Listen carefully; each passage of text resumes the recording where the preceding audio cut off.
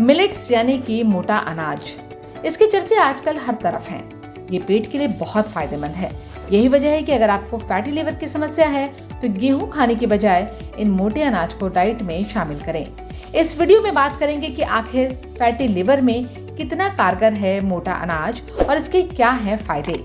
आप बने रहें वीडियो के अंत तक। मोटा अनाज गुणों की खान है। इसकी सबसे बड़ी खासियत है इसमें पाया जाने वाला फाइबर। ये अनाज देर तक शरीर में टिकता है और धीरे धीरे पचता है, यानी कि शरीर को देर तक ऊर्जा देता है।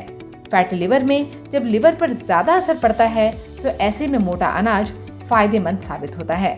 महीन अनाज खाने और एक्सरसाइज की कमी से जब शरीर में फैट जमा होने लगता है तो मोटा अनाज बहुत फायदा पहुंचाता है। इस अनाज की सबसे बड़ी खूबी है कि ये ग्लूटेन फ्री होते हैं। ग्लूटेन एक किस्म का प्रोटीन होता है जो गेहूं और उससे बने उत्पादों में पाया जाता है। ग्लूटेन युक्त आहार ज्यादा मात्रा में लेने से शरीर में मोटापा, कब्ज और गैस जैसी समस्या हो सकती है। हमारी आजकल की लाइफस्टाइल में मैदा से बने फूड आइटम्स की भरमार है। इससे फैटी लिवर, डायबिटीज और हार्ट डिजीज जैसे न जाने कितने रोगों को न्योता मिलता है।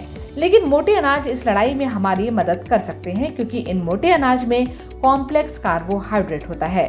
इसमें फाइबर, मिनरल्स और विटामिन्स मौजूद होते हैं, यानी ये तेजी से ब्लड ग्लूकोज को नहीं बढ़ाते और लिवर की सेहत को भी इम्प्रूव करते हैं। मोटे अनाज में आप ज्वार, बाजरा, रागी और कंगनी जैसे मिलेट्स का उपयोग कर सकते हैं।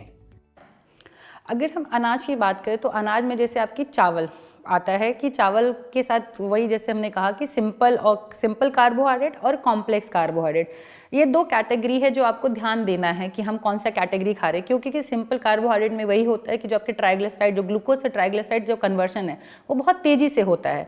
साथ ही साथ आपका लिवर डैमेज हो रहा है, आपका फैट का डिपोजिशन की मात्रा बढ़ रही है, आपका ये ग्लाइसेमिक इंडेक्स इसमें ज़्यादा होता है जो आपके ग्लूकोज लेवल को भी बढ़ाता है, इंसुलिन रेजिस्टेंस को बढ़ाता है, जिसके वजह से फैटी लिवर तो हो ही रहा है, साथ साथ में आपको डायबिटीज़ होने की भी चांसेस है, साथ साथ में और भी अन्य बीमारी होने की चांसेस बढ़ जाते हैं।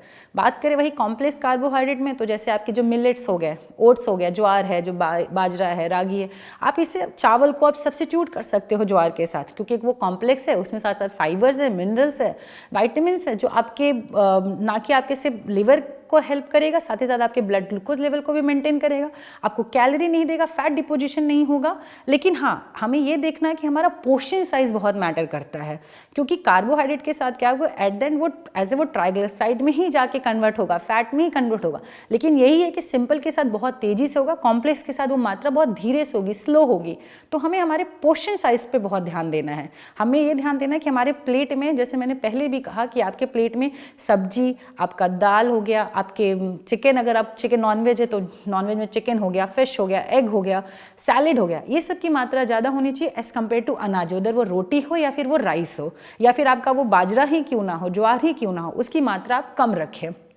अक्सर देखा गया है कि कई लोग मोटे अनाज को पचा नहीं पाते, क्योंकि इसमें फाइबर ज्यादा होता है जो कि पचने में समय लेता है। तो ऐसे में जो लोग मोटे अनाज को खाना चाहते हैं वो इसकी शुरुआत कम मात्रा में लेकर करें। जैसे रागी जैसे हल्के मोटे अनाज को आप अपने खाने में पहले शामिल करें। इसके बाद ज्वार और बाजरा को खाना शुरू कर दें।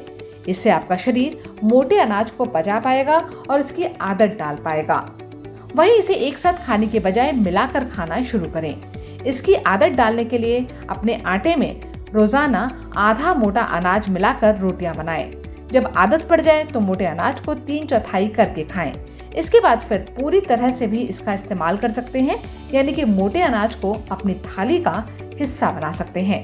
वीडियो में दी गई जानकारी महत्वपूर्ण लगी हो तो शेयर जरूर करें।